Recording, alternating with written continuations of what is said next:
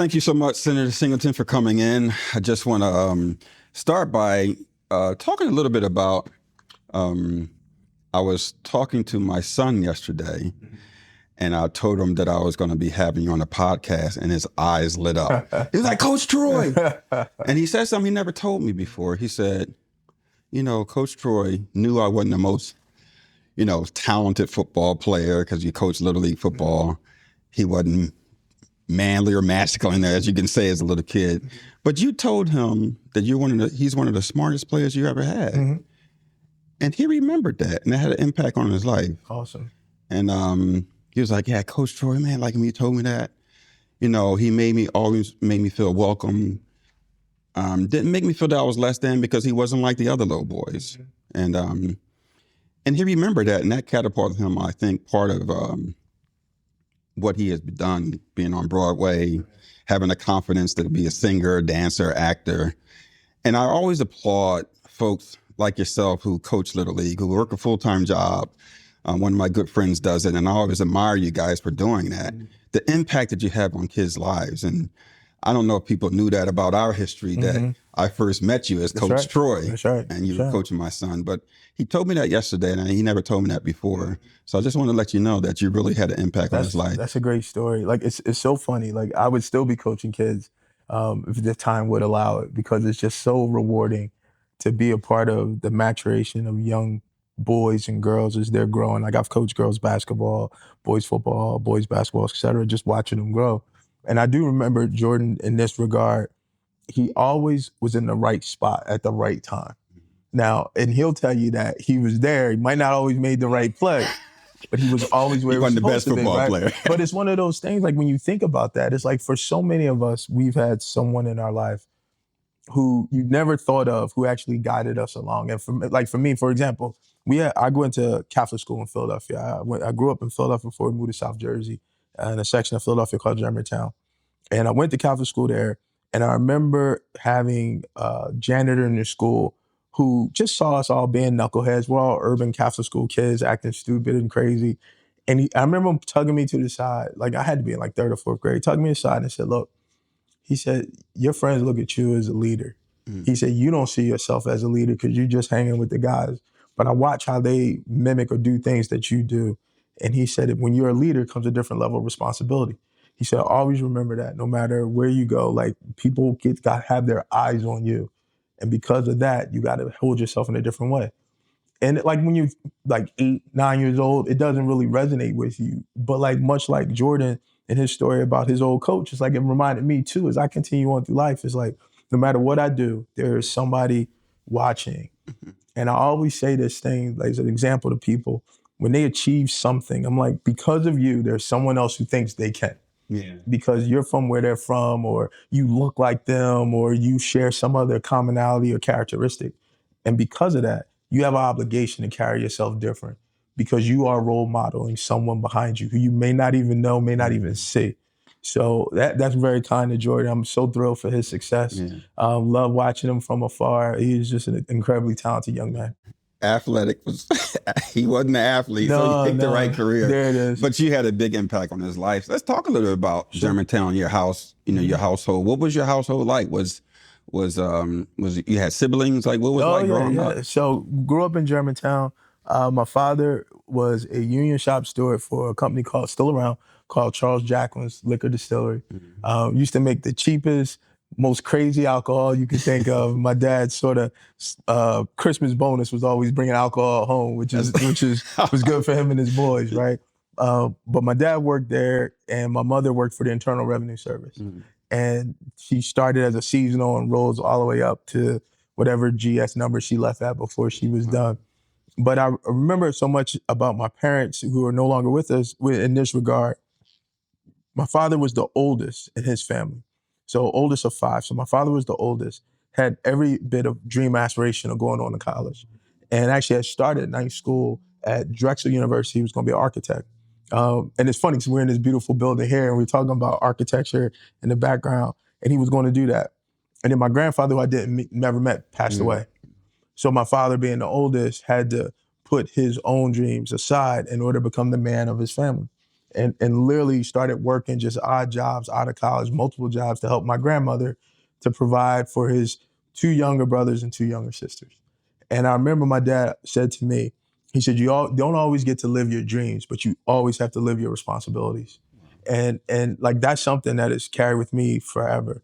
And he was of that mindset. And he was like, he could have been who knows what, was brilliant, but just had to just go in the field and start working. Union Teamster, rose up in those ranks to be a shop steward. And, union politics is cutthroat. And he did what he had to do to make sure that his guys who worked for him were successful. And my mother, who, God rest her soul, was the backbone of our family, as a IRS worker, no formal training, rose up and led teams of tax auditors and tax professionals and just managing that aspect of the business. So for my younger brother and I, having 2 parents like that who just worked hard, diligently, kind of instilled in us this idea of how we have to work to be able to get ahead. So it's unfortunate that none of them are with me anymore. My younger brother, my parents are all now going on to the ancestors, but it is one of those things that, you'll see them again someday and that sort of thing, but you really reflect upon those lessons in those quiet moments. Wow, Troy, I didn't realize that, man. And you talk about your dad and navigating the politics of the union.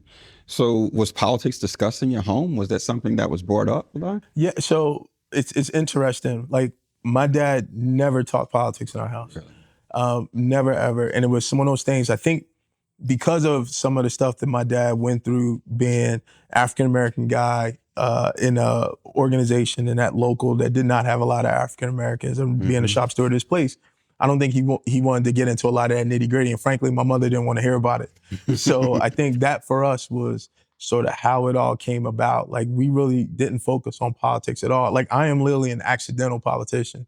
There's no desire ever to have done it. And it's sort of way it sort of manifested itself was literally just one day a college internship changed the course of my life. And that is what led me down this path of government and to politics. I never knew that. Yeah. How did that happen? What happened? Sure. So I'm a college junior at Rowan University. And I'm sitting there trying to figure out what I want to be. And I wanted to be a stockbroker. Like, that was my thing. It was a finance degree. That's my major. I wanted to be in Wall Street. I had this love affair with money and how it worked and how to make it work for you. And I remember getting an internship working for one of the brokerage houses. And I realized, as I'm sitting there talking to the individuals and working with folks, I can't do this for the rest of my life. Like, this grind, this hustle, I couldn't do it. And I remember having to have this conversation with my parents. And I was definitely afraid. First person in my family to go to college, to tell them I'm almost done. But by the way, everything I've been studying, I hate, and I want to go do something different.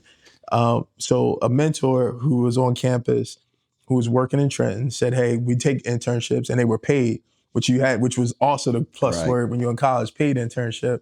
He says, up in Trenton, you can get a chance to work in the Assembly Democratic office at the time. So I went up there with no illusions of what it could be, get in there, and I just got fascinated by the body politic and realizing and talking to folks there that politics and government especially touches every aspect of our life.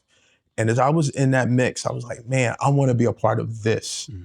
So once I graduated college, literally that following fall, the local representatives, Assemblyman Herb Conaway and Assemblyman Jack Connors, won their first election, which was 1997. They won their election then. And someone remembered a kid from Willingboro. We had moved to Willingboro after when I started high school. This kid from Willingboro was an intern, was really sharp, and he's local. Maybe you want to give him a chance. And I remember getting my interview in Jack Connor's dining room, myself and Herb, and just talking to them about where I come from, what I did, and how I thought I could help them as a legislative aide. And that's how I got my start. Never looked back since. That's amazing. I never knew that. I mean, wow. I mean, that's fascinating because you yourself have become, people, they may watch the podcast and think I'm just bullshitting, but I always tell you, like, you're one of the most effective legislators in the entire state. Thank you. And I say that with all sincerity because I work with you. We work on legislation together. Sure. And I've been in your presence. I've been, the pieces of legislation you worked on it's historic. We've done some cool things, that's for sure. I mean, particularly in the housing space. What is it about housing that really interests you? Like, how did you get involved in housing? Well, So for anyone to have a stable future, right, it has to start with making sure you don't got to worry about the roof over your head, right? And I think a friend of mine said, like, housing and housing policy, like, it is the cornerstone of where so many other aspects of public policy are built, right? Where you can't have a good healthcare, education, economic policy if your housing policy is not up to par. So this idea of giving everyone equity of opportunity, right? And we can't be all things to all people. Like, I firmly believe that. But I think we have an obligation to give everyone equity of opportunity to achieve whatever it is the best version of themselves. And if we do that right, and we secure the housing piece that's associated with it, so you're not worrying about a roof over your head, it is amazing what people can do, right? It's amazing what people can do when they come from zip codes that folks don't want to live in to achieve the highest level of success because they had a structured and safe housing environment.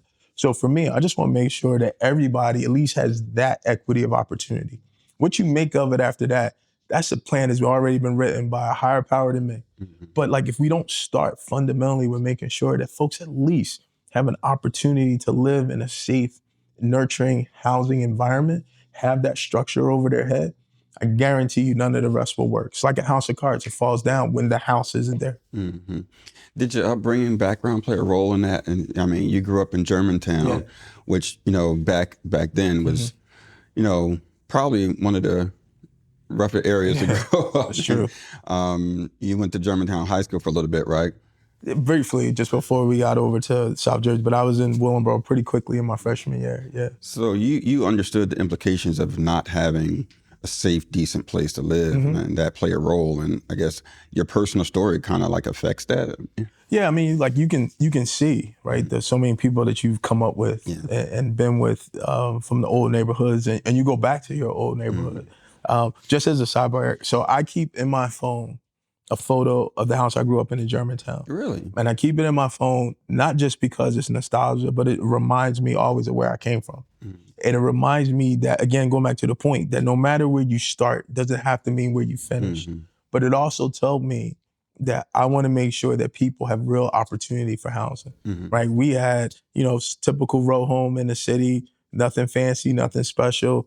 But it's one of those things that you couldn't tell me we didn't have it all because you didn't know any better, right? But now that you get a broader view, college helped me get that. My professional life has helped me get that. It helps me understand even more how important that housing is. So it all started from 4559 Fern Hill Road in Germantown, teaching me, like, we want to make sure that people have an opportunity to live out their best version of themselves. Fern Hill Road. That's right. Near Fern Hill Park. That's right. Literally a block up the street. Wow. Block up the street. That's wow. Right. That's incredible, man. Like, and I don't know, people don't know all the legislation you work on, but I'm going to point out a few because they're historic. One is the Fair Chance in Housing Act, which is the strongest law in the country that limits the use of criminal background checks for folks who are trying to get housing. Because we know people are going back 20 years, looking back, folks trying to get housing and they've paid their debts to society. And one of the hardest things for a person to do, a returning citizen, is to get a job and get a house. And you sponsored this legislation that really allows give the person, a returning citizen, a chance to get a home. That's right. Why was that so important to you? It's a basic principle, right? For me, like, the overwhelming majority of people who right now are behind the walls will come home. So the question we ask ourselves in our society are twofold. One, what do we want them to come home to? If we want them to come home to an environment that allowed them to go behind the wall, then that is what'll happen if you don't structure a bunch of things around. If you don't structure good reentry programs, if you don't structure an opportunity for someone who's paid their debt, who's now making money, has an ability to get shelter over their head to do it. If you deny folks that opportunity, folks will go back to what they know. And typically what they know is what got them behind bars in the first place. So if you care nothing, you don't care a lick about those people, you should care about public safety. And public safety increases when people have the ability to have sustainable housing associated with themselves, especially those who have the means to do it. So we did that for a whole host of reasons, primarily so because when folks come home, I don't want them to have any reason to have to go back. I want them to have no reason to have to go back. And if you can't have a roof over your head, you will do whatever it takes. And that, unfortunately, leads to escalation in crime. So not only is this helpful for that person's rehabilitation, it actually safeguards our community. And in partnership with those who maybe saw it differently than many of us, we worked to try and bring in, incorporate many of those suggestions that folks gave to us. Now, mind you, there'll still be folks who are going to say that's a population of people they don't want to talk about, they don't want to think about. But once again, the overwhelming majority of people who are behind the bars today will come home to our society. What do we want them to come home to? Yeah. Yeah, and we talk about that issue, particularly in a state like New Jersey, where overwhelmingly they're mostly people of color. Sure. How did that play a role in your life? And this is a weird question, but when did you realize you were Black? Oh, shoot. I realized I was Black the first time I went to a private school event outside of the city when we used to play CYO basketball in the city. I remember that. And we used to play down a place called Gustine Lakes Recreation Center. And we played. But you had to know how to play at Gustine Lakes. That's right. And we played a team from the suburbs. And I remember parents saying, I can't believe you losing to a bunch of niggas out here. Wow. Like, and we sat, and that was the first time I had literally heard that word, because I grew up in Germantown. Like, being white was the anomaly in my backyard, right? I still remember the one cat from 1st grade to 8th grade I went to school with, my man Stephen Carr. Literally, in my first 8 years of school, I went to school with 2 white people the entire time of my career. Stephen Carr and Barbara Buck. 2 cool people. Barbara I still see today on the soccer pitches in South Jersey. And Stephen, who was a dear friend as we made our way. But that was the first time that I ever had someone actually smack racism in front of my face. Because when you're around everybody who's Black all the time, you don't think about it. You don't see it. But that was it. And I was like, wow, okay, this is what we dealing with. Wow. And I remember telling my parents around that. And I remember my dad telling me, boy, get used to it. Because as you go beyond this city, you will see different things, right? And I never thought of that, never, gave it any context. But as you continue to grow, when you sit in classes where you're no longer the majority in that class, where you're the one person that sits in that class, when you get invited to high academic achievement things or leadership things, and there's not many who look like you, then it crystallizes in your mind that you got to work twice as hard, got to be on time earlier, you got to do all the things that our parents taught us, that some of my colleagues who aren't Black, who aren't minority, never had to have that conversation. It's very interesting because my first experience realizing that I was Black, I would go to Mendenhall, Mississippi every year in the summer with my godparents, my godbrother. We grew up, Rob Lee. Yeah, very much. We grew up spending our summers in Mississippi. And one time we were all jumping in the car and our godparents' father was taking us into Jackson. That was in the city. And so we got in the car and said, listen, don't speak to anybody. Don't say nothing. Just stay with me and be careful what you say. And that's when it hit me. I'm like, wait a minute. Like, we're in a dangerous situation. And I, when I went to see the Emmett Till exhibit, I realized that I could have been Emmett Till, a kid from the North area going down to the South and not knowing the protocol. Because like you said, we grew up in predominantly segregated areas. We didn't think anything about it. That's right. When we saw white people, we didn't think anything about it. We would speak or say whatever, but down there it was tough. So it's I like to ask that question because sometimes we don't think about race until it really smacks us in the face. Yeah, you're right. I remember my grandmother who lived in South Carolina, and we would make our annual sojourn down south every summer and spend time on her farm. And she lived in Clarendon County, South Carolina. So the backwoods part of South Carolina. And whenever we went to the city, right, it was that same connotation. And my family down there would really caution us on what we said and how we said it. And now, mind you, this is like the 80s. This is like, I was like, from like when I was between like 9 to like 13, 14. So we talking like 1982 to like 86. Not long ago. 87-ish. Like, was like, be mindful of what you say and how you say it down here. And I remember my cousins and my extended family really honing in that message. So I can relate to that very much so.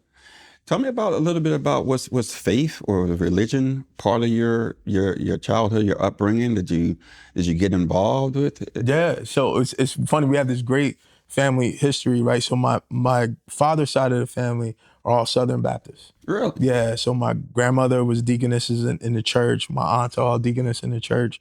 It's how my father's side grew up. My mother was a Catholic.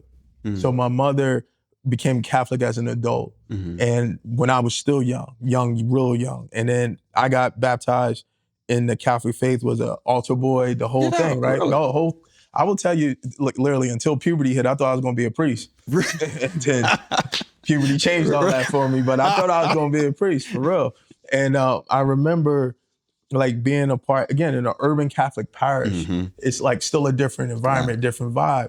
But in that time, Germantown, we still had a decently diverse mix, at least in the Catholic church. Mm-hmm. It wasn't the sort of white flight to the suburbs hadn't crystallized Mm-hmm. fully yet. But like when the sort of crack epidemic hit really in the 80s, toward the late 80s, right when we moved, you started seeing less and less white folks in the city, and less white folks in the church and in our parish there. But it was the old, beautiful, ornate, big churches right down on Shelton Avenue in Germantown was massive. And I remember riding by there not too long now. Now that church is, since the diocese sold it and some other organization owns it. But I just remember all the stories of conducting mass in there. And for me, faith continues to this day to be a guiding principle that I adhere to, right? So I internalize, I go to different churches now because I don't think any one faith, right, has cornered the market on true spirituality and connectivity to your Lord and Savior, however you choose to believe it.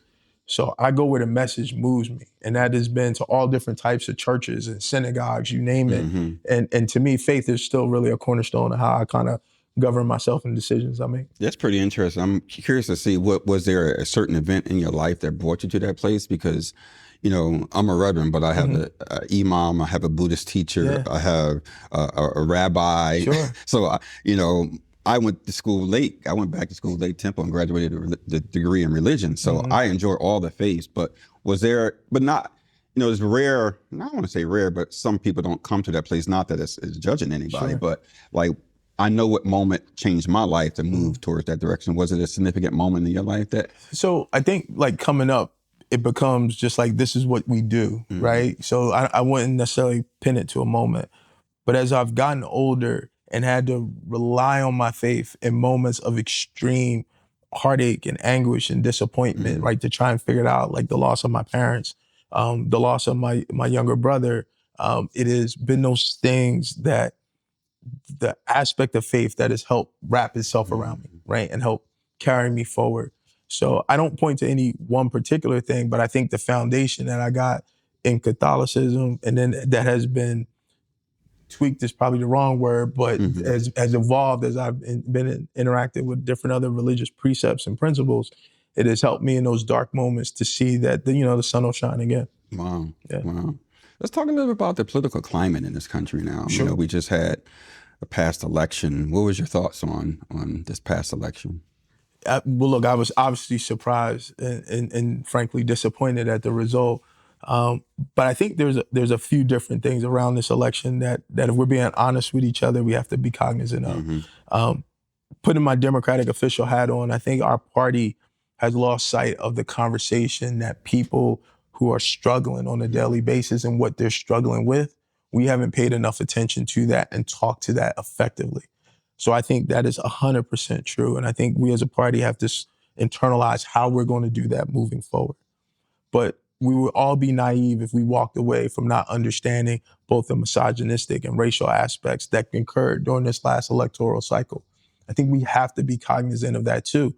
And what it's done, I read this article, what it's done is sort of turned a looking glass into our country and the sort of worst aspects of our character, the worst aspects of our nature as a nation have been amplified by those who profit off of the chaos. And when you have folks who profit off of chaos, they continue to put people, like there's not much difference between a white person in Appalachia, a struggling Hispanic family in Camden, or a struggling African-American family in Germantown.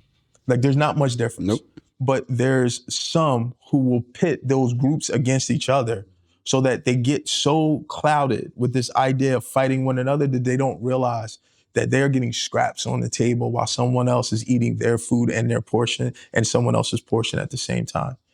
And because of that, we get caught up in this thing of always looking for who can I blame? Who can I blame? Rather than looking at a system that is designed to sort of create have and have-nots. Not a system that's designed to create equity of opportunity. And because of that, we continuously fight one another. And from a puppet master sort of standpoint, they sit back, get extraordinarily rich behind it, and keep the political power concentrated in the hands of a few small people. And that is what this election told to me. There is an enormous amount of misinformation. There's an enormous amount of people who regurgitate things they hear online. We've no longer been able to critically think our way through some of the things that we hear and see. We're just comfortable regurgitating that. And we've now become the politics of persona, where we're willing to wrap ourselves around a persona rather than a higher ideal of what our democracy is. And because of that, all it takes is somebody to come into the thing as a charlatan and say, look at me, they're bad, I'm good, without any substance to figure out how are you gonna make my life better? Yeah. Like, how will you make my life and my children's life better in a way that's a credible path to see that success? And because of that, people get caught up in saying, I just feel so bad. I need to figure out who I need to hate. I'm struggling right now. So who do I need to be mad at? And somebody with a megaphone says, be mad at that person. Be mad at these people. And they do. And they lose sight of the fact that they're getting played every day. You know, Troy, I mean, this is powerful because I remember reading about Dr. King's letter to Birmingham jail. And behind the story was, while he was in there, he started questioning the police officers who arrested him. Where do you live? How much do you make?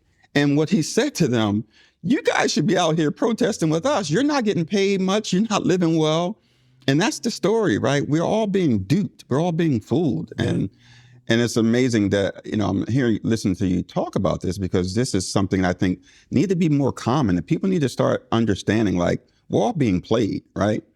This issue around race. And one of the things that we started this podcast is really just dispel this myth of race. Race is a social construct.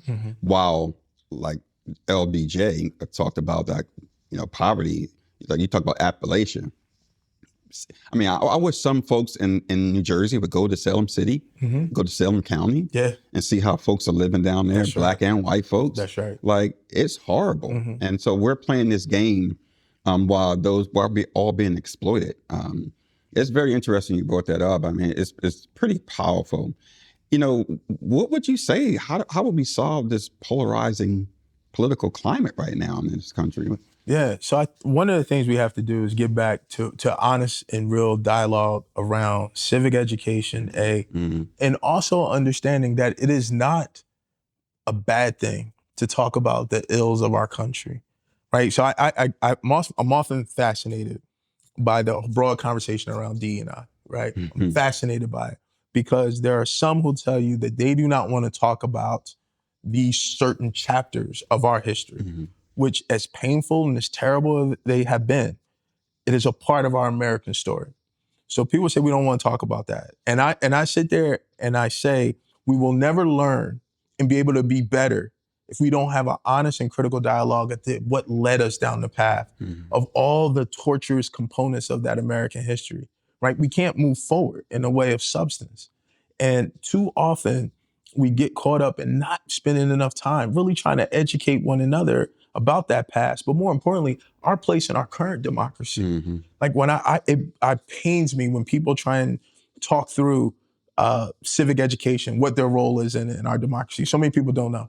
Like, so many people do not know, or they're just purposefully fed misinformation because they feel like this can happen or that can happen. And one news flash for everybody: everything that every presidential candidate says they can do, they cannot do without an act of Congress. None of them. So I don't care if you're a Trump supporter, was a Harris supporter, whatever. Everything they talked about, none of it can be done because you can't govern by executive order. The courts have told us you can't do that. You cannot do that without Congress being in place. So when I sit there and people sit back and like, well, Obama was the president, he didn't do this, and that, and third. When we had complete control of the democracy, executive branch, we were able to pass the Affordable Care Act, which is substantively probably one of the greatest pieces of public policy legislation that has happened, at least in my lifetime. Yep.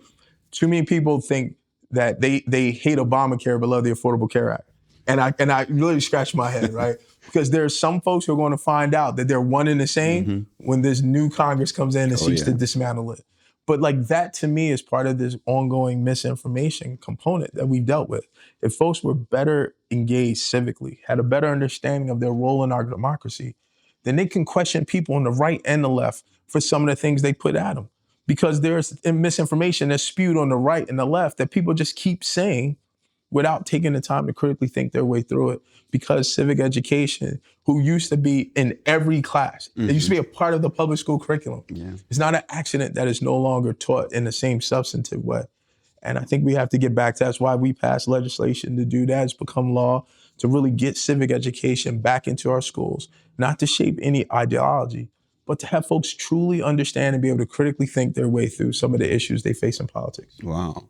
So what would you say to a person who's have aspirations or want to get a young person like yourself? What would you say to Troy back in the day who's an intern getting into politics? What would you say to them? So this is a great question. So my old boss used to have this expression. He says, you have two ears and one mouth. Use it in that proportion all the time and you'll be fine. And it's simple enough is to whatever field you're in, listen more than you speak. Listen to understand, what people want, because people will tell you what they want in any debate, any negotiation, if you just listen. If you're an active listener, you'll hear what they want. You also learn more by listening. My old mentor, still my mentor, is like another dad to me, was the former speaker, Joe Roberts. Oh, yeah. I had the greatest experience just riding and driving him in a car and just listening to him talk to me, how he thought through problems, how he thought through tricky political situations, and getting a history lesson of New Jersey. He taught me that if you just listen, people will tell you what they want. Now, you can determine if there's a way to get to yes, because that was always our goal. Let's get to yes. There's a way to get to yes. But if you are too busy waiting to talk and not listening, then you don't have that opportunity to hear what really matters to someone. And that's broadly where we're at in our politics today. Like, we as Democrats, we have stopped listening. We're waiting to talk again. We have to listen to folks and find out, not to say, how could you vote for Trump, like blah, blah, blah, but more around, tell me why you did it. Yeah. And actually have a thoughtful conversation around the why. Because in that conversation, we can figure out, all right, how can we get to yes to bring that voter, bring that person back to the party that's always been about working people. Yeah. We have to get back to it. Wow, that's pretty profound. Like, and this is a hard question, but just real back to the party. And I'm independent. I don't, there is a fact that the Democratic Party was the working class folks. They were, and the trickle down economics never really trickled down to working class folks, poor white folks. And this is what LBJ kept with the Great Society Initiative. Like, the suffering of poor white people is just astounding. James Baldwin talked about it, right? Like, poor white people, all they have is their white skin and nothing else. And we talked about this earlier, like, just understanding what particular party, and I'm not advocating for any particular party, but has historically been for a working class family, right? And hopefully they'll get back to listening in this national election and what's happening. And we got a statewide gubernatorial election coming up soon. And I don't want to put you on the spot for that. Sure. But I do want to ask you a question. It's a difficult question, maybe not. Like, what is one of your proudest moments in Trenton? You've done so much. What is one of your proudest moments? Wow, that's tough. It's like picking which baby's choose, and that's hard. I will say this. I think one of the things I'm most proud of was the work that we did on our environmental justice legislation, right? And simply put, environmental justice is no community should have a greater environmental burden than benefit. And the reason why that matters so much to me is because when we got into this issue, which predated my time in the legislature, it's how long this bill was around. Former Senator Ron Rice, God rest his soul, led the charge on that. Now Judge Grace Spencer, our former Majority Leader Loretta Weinberg, were all strong advocates for this proposal, and we can never get it beyond committee. And then when I got to the legislature, I got to partner with Ron Rice on this issue and others, and I really thought about why it mattered. And it mattered because when you grow up in certain communities, certain things you see all the time just becomes the fabric of that community. You see the asphalt treatment plant, the wastewater treatment plant. You see all the insert pollution, carcinogen releasing plant in your community. It just becomes the fabric of it. So you don't think about it until you get a chance to see the world bigger and you realize where the economic stratosphere gets better, those plants aren't there. Yeah. So for us, what we said was, let's allow those communities to have a voice and have a stake in it, right? The economics of the decision, it shouldn't be you have to make a choice between good economic policy and good environmental policy. They can come together. And the idea of how they come together is when you let the community have a voice in the conversation.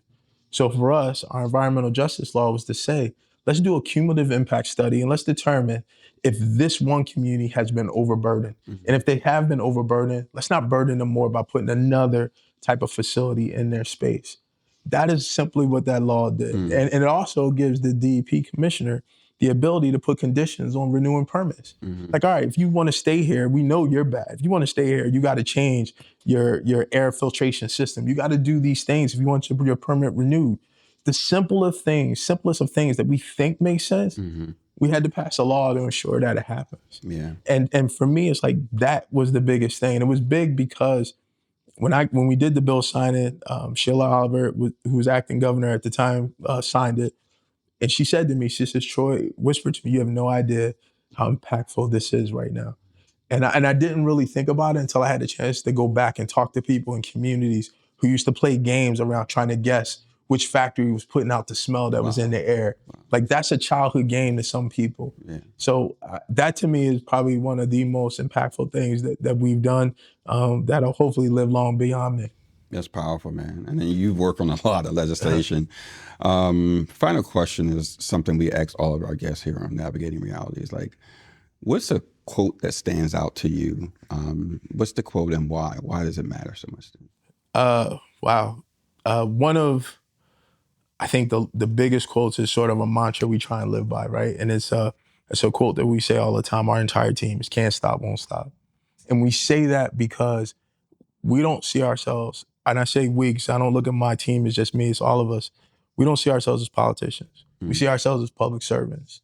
And we have a lot of bosses in the 7th Legislative District, and we have an opportunity to make sure that we are going the extra mile to be supportive of them. So for me, that is our siren call. Whenever we're down, whenever we're feeling we can't do anymore, we rally around that siren call to tell us that there's more that we can do. Because the issues and challenges that the people who depend upon us are so great. And we have the ability to help them navigate their way through. Like navigating reality, the reality is tough. Because in some people's lives, they say, you know, it rains every day. It is raining every day in some people's lives. They don't get a chance to save for a rainy day because it's raining every day in their life. And for us, we go above and beyond trying to make sure that we can be a respite and a source of relief for the people that we're honored and privileged to represent. Man, I appreciate you, Troy. Like, you always shout out your staff. And again, I work with you and your staff. Your team is incredible. You're one of the brightest, smartest legislators I know. And listen, folks, you hear me say that I'm not bullshitting you. Like, we've had fights, we've had arguments. That's true. There have been times that I'm never talking to y'all again. Troy would say that, but you know, I think we stay focused on what the issue is, right? And we have a history. We go back, but we still argue. We still disagree. We still come to the table as advocates. Like, nah, Troy, I think you're wrong. You're like, Eric, I think you're wrong. Right. And we go back and forth. But ultimately, you know, it's about the outcome. That's right. That's right. And I think what you're doing is very profound. I can't get into all the legislation you've done that's really changed the course of New Jersey, the affordable, the Housing Act, all the affordable housing laws that you passed, codifying the current Mount Lawrence system. It's just everything.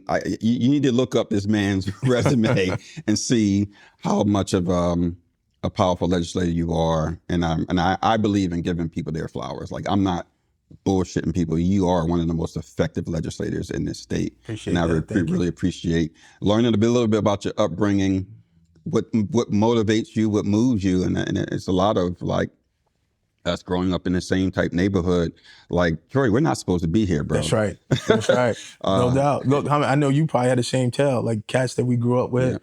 You know, that old line is reality for us. They're dead or in jail. Yep, absolutely. And that's true. And like, whether it's people I grew up with in Philly or Willingboro, where I was really my home and I love the borough. That's not, we weren't supposed to, we don't get to sit here. We don't get to talk to presidents. We don't get to be rubbing elbows with CEOs. That's not where we're supposed to be, right? So every day is a blessing that we get a chance to do it. And every day is an opportunity for us to role model that behavior for someone behind us. Appreciate it, man. Appreciate Thanks so much, bro. Thank you. All right. Thank you for listening. I'm Reverend Eric Dobson, and this was Navigating Realities, where dialogue meets understanding. Follow and subscribe to us on our YouTube channel, and tune in on all streaming platforms. See you next time.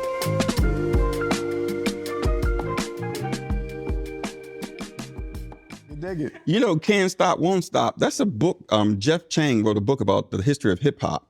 It's pretty profound. It's a great book. It talks about how hip hop got started, segregation. It's called Can't Stop, Won't Stop. Jeff Chang. It's a powerful, powerful book. It's pretty cool. So I have to check it out. Check it out. Appreciate you, man. Thanks, man.